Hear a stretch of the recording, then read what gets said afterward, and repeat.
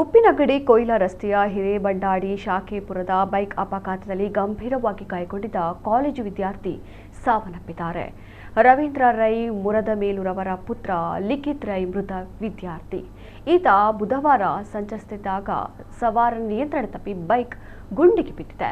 ಗಾಯವನ್ನು ಸಾರ್ವಜನಿಕರು ತಕ್ಷಣವೇ ಉಪಚರಿಸಿ ಹೆಚ್ಚಿನ ಚಿಕಿತ್ಸೆಗಾಗಿ ಆಸ್ಪತ್ರೆಗೆ ದಾಖಲಿಸಿದ್ದಾರೆ. ಆದರೆ ಚಿಕಿತ್ಸೆ ಫಲಿಸದೆ ಆತ ಕೊನೆಯುಸಿರೆಳೆದಿದ್ದಾನೆ.